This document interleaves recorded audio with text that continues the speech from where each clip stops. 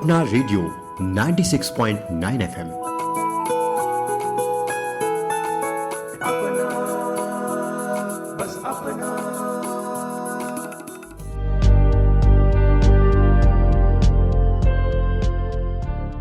दोस्तों नमस्कार, आप सुन रहे हैं अपना रेडियो 96.9 एफएम और मैं हूं उदय शर्मा। दोस्तों आज हम सभी मना रहे हैं विश्व प्रकृति संरक्षण दिवस यानी वर्ल्ड नेचर कंजर्वेशन डे। तो दोस्तों इस विशेष दिवस पर हम आपके लिए लाए हैं विशेष कार्यक्रम प्रकृति की रक्षा हम सबकी जिम्मेदारी।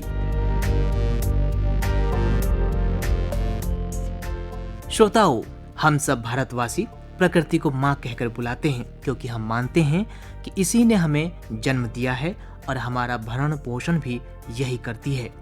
लेकिन दोस्तों धीरे धीरे हम लोग प्रकृति को काफी हल्के में ले रहे हैं। प्रकृति का हम सब ने खूब दोहन किया है। यह शाश्वत सत्य है कि वन जीवन, प्राकृतिक संसाधनों, पेड़ों, महासागरों और पहाड़ों के अलावा समृद्ध खनिज और अनेक सुविधाएं हमें प्रकृति से मिली हैं ताकि हम सब स्वस्थ और खुशहाल जीवन जी सकें। लेकिन दोस्तों अफसोस की बात है कि हम इन्हें संभाल कर रखने के बजाय इन्हें बर्बाद कर रहे हैं। समय के साथ साथ मानव जाति ने प्रकृति से मिले संसाधनों को खत्म कर दिया है, वन्य जीवन को बर्बाद कर दिया है। यहाँ तक कि जो हवा हमारे लिए जरूरी है, जिससे सांस लेकर हम जीवित रहते हैं, उसे भी हम सब ने प्रदूषित कर दिया है। लेकिन दोस्तों इसके बावजूद प्रकृति यानी नेचर हमें समय समय पर संकेत देती रहती है और कहती है कि अब भी समय है, सावधान हो जाओ। ऐसे में अगर हमने अब भी पृथ्वी और उसके संसाधनों की रक्षा नहीं की तो बहुत देरी हो जाएगी। तो दोस्तों बहुत जरूरी है कि हम लोग प्रकृति की रक्षा करें, इसके संरक्षण की ओर मिलकर कदम बढ़ाएं, क्योंकि यह हम सबकी सामूहिक जिम्मेदारी है। और दोस्तों इसी उद्देश्य को लेकर हर साल आज के दिन यानी 28 जुलाई को विश्व प्रकृति संरक्षण दिवस मनाया जा रहा है, ताकि लोगों को एक बार प्रकृति के प्रति उनकी जिम्मेदारियों को याद दिलाया जा सके। यह दिन हमें याद दिलाता है कि हम जिस धरती पर रहते हैं, जिस धरती पर जीते हैं, उसका स्वास्थ्य ही हमारा भी स्वास्थ्य है। प्रकृति के बिना न जीवन है, न ही विकास और न ही शांति। इसलिए दोस्तों आज के दिन हम सबको मिलकर कदम उठाना चाहिए, प्रकृति संरक्षण की ओर मिलकर काम करना चाहिए। दोस्तों हमें याद रखना चाहिए कि प्रकृति ही जीवन का आधार है। पेड़ पौधे, नदियां, पर्वत, पशु पक्षी और वायु ये सब मिलकर एक जैविक तंत्र बनाते हैं, जिसे हम प्राकृतिक पारिस्थितिकी तंत्र कहते हैं, इकोसिस्टम कहते हैं। यही तंत्र हमें भोजन, जल, वायु और रहने का सुरक्षित वातावरण प्रदान करता है। लेकिन दोस्तों विडंबना है कि आधुनिक जीवन शैली ने इस तंत्र को खतरे में डाल दिया है और कुल मिलाकर हम सब ने अपने ही जीवन को खतरे में डाला है। ग्लोबल वार्मिंग, जलवायु परिवर्तन, सूखा, बाढ़, जैव विविधता का नुकसान, ये सब संकेत हैं कि हमारी धरती खतरे में है। हर साल हजारों प्रजातियां विलुप्त हो रही हैं, जंगल कट रहे हैं और प्राकृतिक संसाधन तेजी से खत्म हो रहे हैं। इन सब की वजह से हमारी पृथ्वी, हमारी प्रकृति खतरे में है। दोस्तों विश्व प्रकृति संरक्षण दिवस के इतिहास की बात करें तो आपको बता दें कि साल 1973 में प्रकृति संरक्षण के लिए अंतर्राष्ट्रीय संघ द्वारा लुप्तप्राय प्रजातियों के पर्यावरण को बनाए रखने के लिए एक अधिनियम पारित किया गया था और इसमें मानवीय गतिविधियों पर ध्यान देना भी शामिल था। इसका मुख्य उद्देश्य यह था कि बढ़ते प्रदूषण और जलवायु परिवर्तन ने मानव जाति को प्रकृति के संरक्षण के बारे में सोचने पर मजबूर कर दिया है। यह वह समय है जब हम मनुष्यों को एकजुट होकर इन सभी विषयों पर सोचना होगा और अपने पर्यावरण की, अपने प्रकृति की रक्षा करनी होगी। दोस्तों प्रकृति की रक्षा, सुरक्षा एवं संवर्धन को लेकर हमारे देश के माननीय प्रधानमंत्री श्री नरेंद्र मोदी जी द्वारा आरंभ की गई एक विशेष पहल एक पेड़ माँ के नाम विशेष उल्लेखनीय है। हमारे यशस्वी प्रधानमंत्री श्री नरेंद्र मोदी जी द्वारा एक पेड़ माँ के नाम अभियान एक सामूहिक वृक्षारोपण अभियान की शुरुआत की गई और इसका शुभारंभ 5 जून 2024 को बुद्ध जयंती पार्क नई दिल्ली में पीपल का एक पौधा लगाकर किया था। प्रकृति के पोषण के लिए धरती माता और मानव जीवन के पोषण के लिए हमारी माताओं के बीच समानता दर्शाते हुए आदरणीय प्रधानमंत्री श्री नरेंद्र मोदी जी ने दुनिया भर के लोगों से अपनी मां के प्रति प्रेम, आदर और सम्मान के प्रतीक के रूप में एक पेड़ लगाने और धरती माता की रक्षा करने का संकल्प लेने का आह्वान किया था। आज एक पेड़ मां के नाम अभियान को देश भर में रफ्तार मिल रही है। एक पेड़ मां के नाम को शुभारंभ करते हुए माननीय प्रधानमंत्री श्री नरेंद्र मोदी जी ने कहा था, साथियों, जब हमारे दृढ़ संकल्प के साथ सामूहिक भागीदारी का संगम होता है तो पूरे समाज के लिए अद्भुत नतीजे सामने आते हैं। इसका सबसे ताजा उदाहरण है एक पेड़ मां के नाम। ये अभियान अद्भुत अभियान रहा। जन भागीदारी का ऐसा उदाहरण वाकई बहुत प्रेरित करने वाला है। पर्यावरण संरक्षण को लेकर शुरू किए गए इस अभियान में देश के कोने कोने में लोगों ने कमाल कर दिखाया है। मेरा आपसे भी आग्रह है कि एक पेड़ मां के नाम इस पवित्र अभियान से आप जरूर जुड़िए।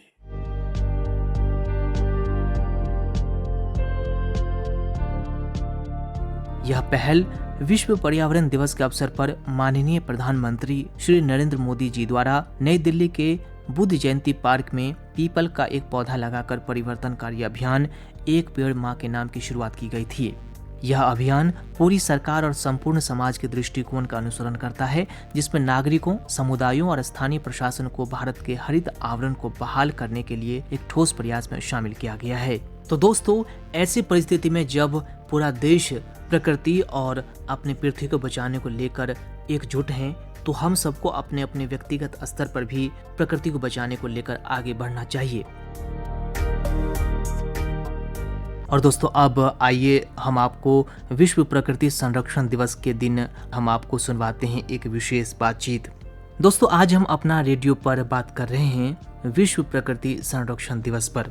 तो दोस्तों, इस विशेष दिवस पर आइए सुनते हैं विशेष बातचीत कि कैसे हम सभी प्रकृति को, पर्यावरण को बचा सकते हैं, किस तरह से हम सबके लिए प्रकृति आवश्यक है और क्यों इसका संरक्षण जरूरी है। आइए सुनते हैं इग्नू में कार्यरत पर्यावरण अध्ययन की प्रोफेसर डॉक्टर दीक्षा दवे की बात। आज के दिन मैम हम आपसे जानना चाहेंगे इस दिवस की महत्ता यानी इसकी इम्पोर्टेंस के बारे में। जैसा कि हम महत्व की इसकी बात करें तो इसमें कोई अतिशयोक्ति नहीं है ये कहना कि पर्यावरण के बिना हमारा जीवन संभव नहीं है। जी मैम। हम अपने पर्यावरण के बारे में, अपने आसपास की जो हमारा वातावरण है, हमारे जो पारिस्थितिकी हमारा तंत्र है, सबके बारे में हम जानकारी प्राप्त करते हैं और सुनिश्चित करते हैं कि हमारा पर्यावरण सुरक्षित रहे, प्रदूषण रहित रहे। तो मैम, जैसा कि हम सभी दिन ब दिन देखते रहते हैं और वैश्विक स्तर पर भी चिंताएं जाहिर की जाती हैं कि पर्यावरण को कहीं न कहीं नुकसान पहुंचाया जा रहा है। हालांकि उस दिशा में कुछ सकारात्मक पहल भी की जाती हैं और उसके परिणाम भी देखने को मिलते हैं, लेकिन फिर भी अभी हाल फिलहाल में जो देखने को मिला किस तरह से भयानक गर्मी रही और मौसम में कह लीजिए कि जो एक समय होता है, समय के विपरीत अचानक से मौसम में उतार चढ़ाव, इन सबको आप कैसे देखती हैं? बिल्कुल, ये मनुष्य के ही जो क्रियाकलाप हैं, जो औद्योगिकीकरण है, जनसंख्या में वृद्धि है,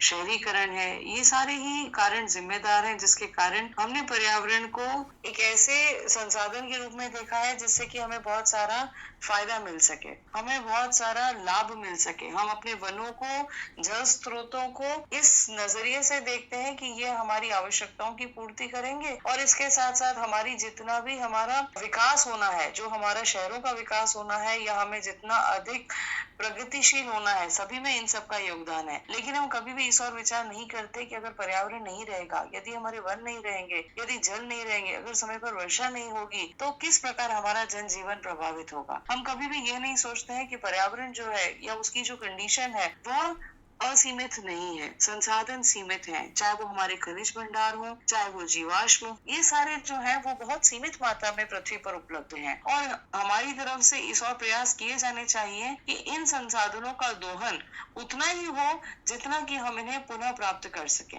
लेकिन वर्तमान समय में क्या हुआ है कि मनुष्य के लालच ने अधिक से अधिक इन संसाधनों का दोहन किया है, वनों की कटाई हो रही है, जल प्रदूषित हो रहा है, हवा में जहरीली गैसें विद्यमान है और इन्हीं सभी कारणों की वजह से आज पर्यावरण की स्थिति भयंकर है। और यह हम एक तरह से कह सकते हैं कि हम एक संकट के कगार पर खड़े हैं। जिस प्रकार से जलवायु परिवर्तन हो रहा है, जिस प्रकार से मौसम बदल रहे हैं, हमारी जैव विविधता है उसको खतरा उत्पन्न हो गया है। तो हम ऐसे दौराहे पर खड़े हैं जहाँ हमारे लिए अब वापस मुड़कर देखना बहुत मुश्किल है और ये सारे चेंजेस जिसको हम कहते हैं कि इरिवर्सिबल है। अब हमें अगर तुरंत कदम नहीं उठाए गए तो हमारे लिए बहुत ही विनाशकारी परिणाम सामने आएंगे। जी मैम, हम आपसे ये जानना चाहते हैं कि जो भारतीय संस्कृति है, परंपरा है, उसमें कहीं ना कहीं हम देखते आए हैं कि हमारे यहाँ पर्यावरण के विभिन्न तत्वों को, चाहे वो वृक्ष हो या जल हो, इन सब को एक तरह से किसी न किसी रूप में उनका तवज्जो देने का या जिसको बोलते हैं कि इम्पोर्टेंस देने का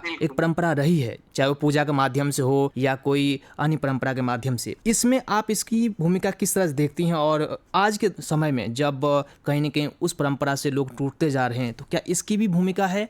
बिल्कुल बिल्कुल, हमारी भारतीय संस्कृति जो है वो हमेशा पर्यावरण की रक्षक रही है। हमारे साहित्य में, हमारे जो ग्रंथ हैं उन सभी में वृक्षों की बहुत महत्ता बताई गई है। नदियों की हम पूजनीय मानते हैं, जीव जंतुओं को हम एक तरह से उनका संरक्षण करने की बात करते हैं। तो हमारी तो हमेशा से जो रही है सोच वो वसुधैव कुटुंबकम की रही है कि यह सभी जो है वो पूरा पृथ्वी ही हमारा परिवार है। और ऐसी स्थिति में हमारा जो लाइफस्टाइल रहा है हमारे पूर्वजों का, या हमारी जो सोच रही है वो हमेशा ये रही है कि पर्यावरण की रक्षा होनी चाहिए। तभी तो हम बहुत सारे जीव जंतुओं की पूजा करते हैं, हम पेड़ों की पूजा करते हैं, जैसे कि पीपल की पेड़ की पूजा है, बरगद के पेड़ की पूजा है। इसके साथ साथ जीव जंतुओं को हम देवी देवताओं का वाहन मानते हैं, नाग की पूजा की जाती है, गौ हमारे लिए माता है। तो ये दिखाता है कि हम शुरू से पर्यावरण अध्ययन चाहे न पढ़े या चाहे हम उस समय पर्यावरण की स्थिति इस प्रकार की होगी इससे हम बिल्कुल अनभिज्ञ थे,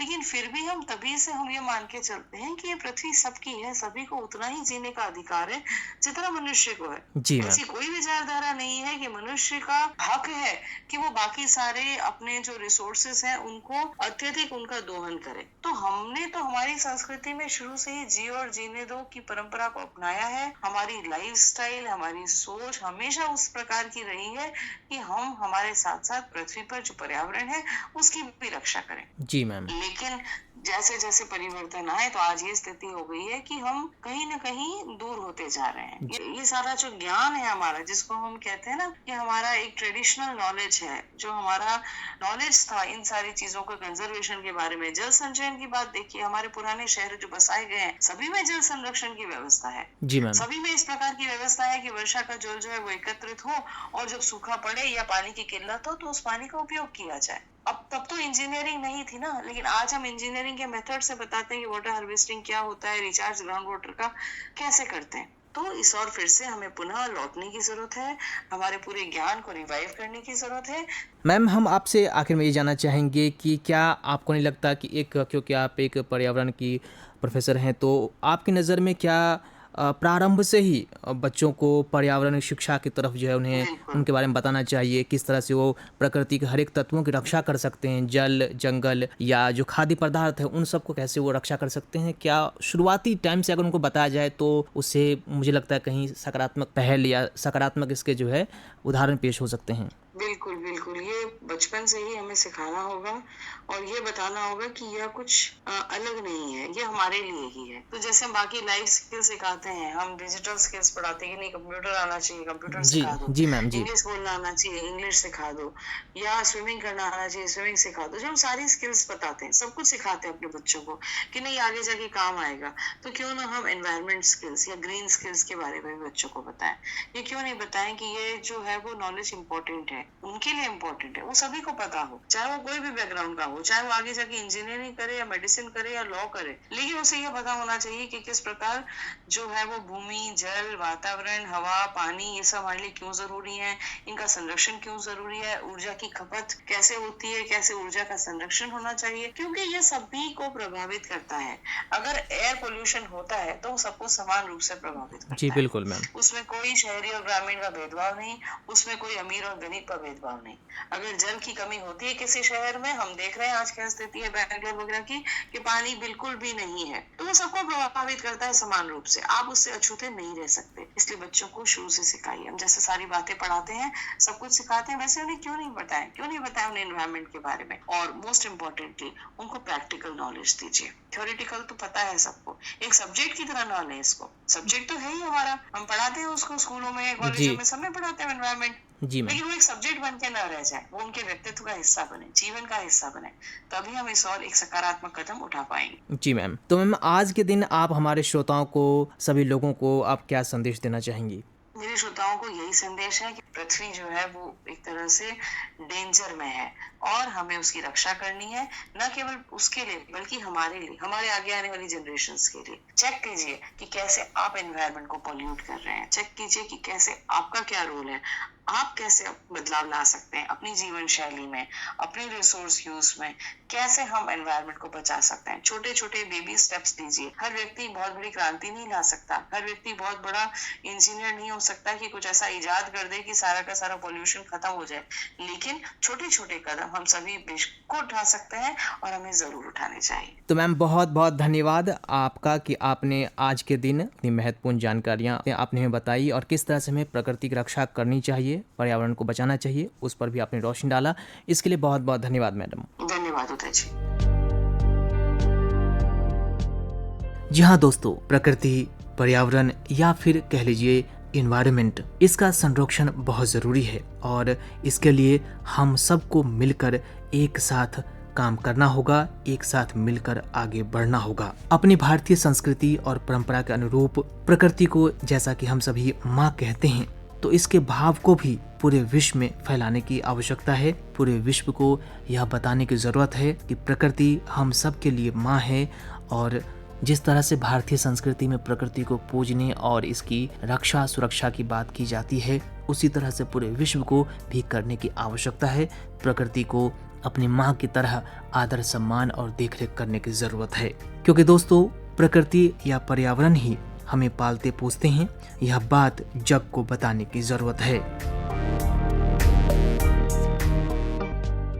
दोस्तों, जलवायु परिवर्तन पिछले कई सालों से एक गंभीर मुद्दा रहा है।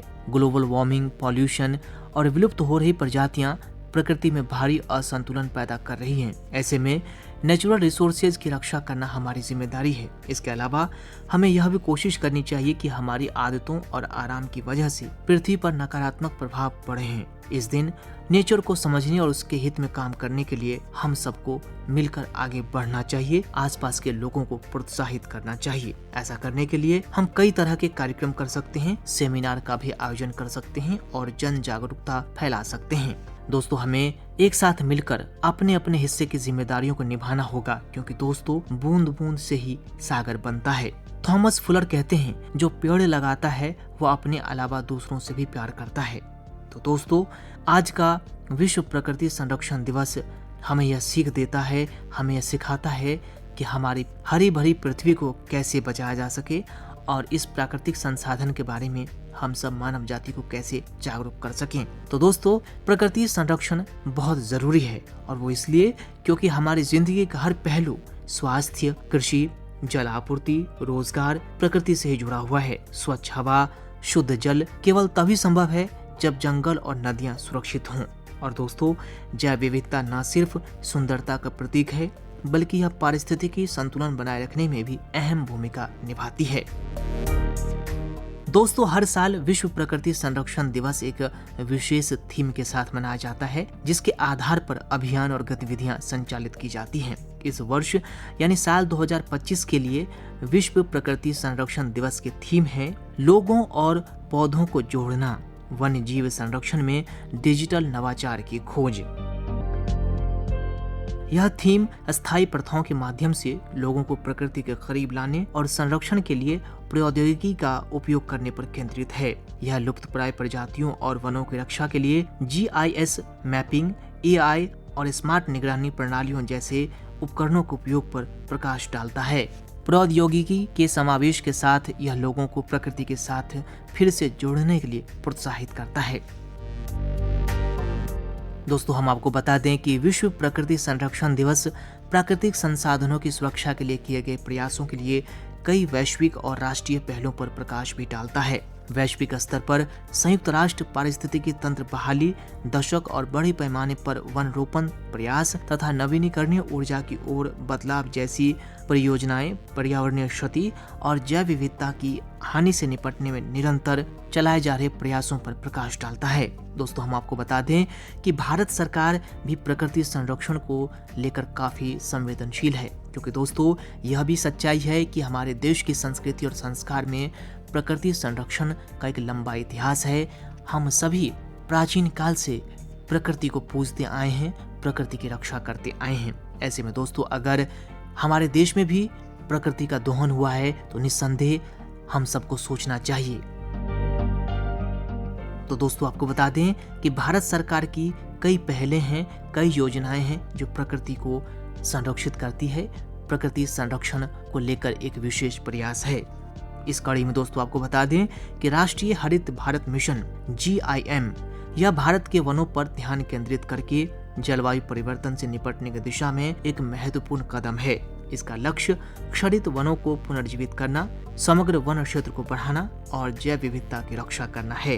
इसके अलावा नमामि गंगे मिशन यह भी प्रकृति संरक्षण की ओर किया गया एक भगीरथ प्रयास है। यह मिशन गंगा नदी और उसके पारिस्थितिकी तंत्र की सफाई और इसके पुनरुद्धार पर केंद्रित है। यह मिशन नदी प्रदूषण की समस्या का समाधान करता है और नदी के किनारे स्थित आर्द्र भूमि और जैव विविधता का संरक्षण भी करता है। इसके अलावा दोस्तों, पर्यावरण के लिए जीवन शैली यानी लाइफ व्यापक संरक्षण अभियान के एक हिस्से के रूप में लाइफ LIFE पर्यावरणीय क्षति को कम करने के लिए छोटे छोटे रोजमर्रा के कार्यों को बढ़ावा देता है। लोगों को एकल उपयोग वाले प्लास्टिक से बचने, पानी और बिजली बचाने, सार्वजनिक परिवहन का उपयोग करने और कचरे को पुनर्चक्रित करने के लिए प्रोत्साहित किया जाता है। हम सब भी प्रकृति की रक्षा करने को एक परम धर्म माने और अपनी अपनी जिम्मेदारी निभाएं। हर साल एक पेड़ अवश्य लगाएं और उसकी देखभाल करें। इसके साथ साथ दोस्तों, पानी और बिजली की बर्बादी न करें, प्लास्टिक का उपयोग कम करें और पुनर्चक्रण को अपनाएं। जैविक खेती और स्थानीय उत्पादों को प्राथमिकता दें और वन्य जीवों और उनके आवासों की रक्षा करें। इसके साथ साथ दोस्तों, सबसे अहम, पर्यावरण के प्रति लोगों में जागरूकता फैलाएं। स्कूलों, घरों और समाज में लोगों से प्रकृति संरक्षण को लेकर सदैव सकारात्मक कार्य करने की अपील करें। विश्व प्रकृति संरक्षण दिवस 2025 इस बात पर जोर देता है कि प्रकृति की रक्षा हमारे अस्तित्व के लिए आवश्यक है। बढ़ते जलवायु परिवर्तन, वनों की कटाई और प्रदूषण से पृथ्वी को बचाने के महत्व को समझना हम सब के लिए जरूरी है। यह दिन यह भी दर्शाता है कि पर्यावरण की देखभाल करते हुए हम कैसे प्रगति कर सकते हैं। तो दोस्तों, अपनी संस्कृति और संस्कार के अनुकूल आचरण करते हुए प्रकृति को सदैव पूजें, प्रकृति की रक्षा करें और यह प्रण ले कि किसी भी कीमत पर हम अपने आसपास, अपने पर्यावरण और अपने प्रकृति माँ को नुकसान नहीं पहुंचाएंगे। क्योंकि दोस्तों, प्रकृति है, पृथ्वी है तो हम हैं। अगर प्रकृति या पृथ्वी में किसी तरह की कोई खराबी आएगी तो निस्संदेह हमारे जीवन भी संकट में पड़ जाएंगे। क्योंकि दोस्तों, प्रकृति की रक्षा करना हम सबकी सामूहिक जिम्मेदारी है। प्रकृति की रक्षा हम सबकी जिम्मेदारी। इस मूल मंत्र के साथ आज के दिन आगे बढ़ें और हर रोज यह विचार अवश्य करें कि हमें किसी भी कीमत पर प्रकृति को नुकसान नहीं पहुंचाना है। क्योंकि दोस्तों, प्रकृति के बिना न जीवन है, न विकास है और न ही शांति। तो दोस्तों, आज के इस विशेष अवसर पर यानी विश्व प्रकृति संरक्षण दिवस पर हम सब प्रण लें कि अपने आसपास, अपनी प्रकृति माँ और पृथ्वी को बचाएंगे और इसे किसी प्रकार से नुकसान नहीं पहुंचाएंगे। इसी के साथ दोस्तों, अब इस खास कार्यक्रम को यहीं देते हैं विराम। मुझे यानी अपने रेडियो साथी उदय शर्मा को दीजिए अनुमति। नमस्कार, सुनते रहिए अपना रेडियो 96.9 FM।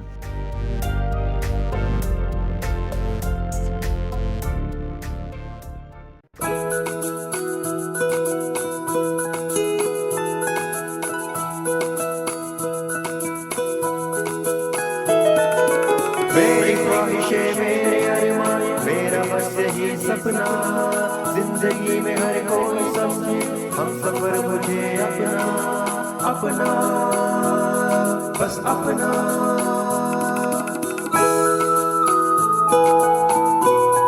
अपना रेडियो 96.9 FM।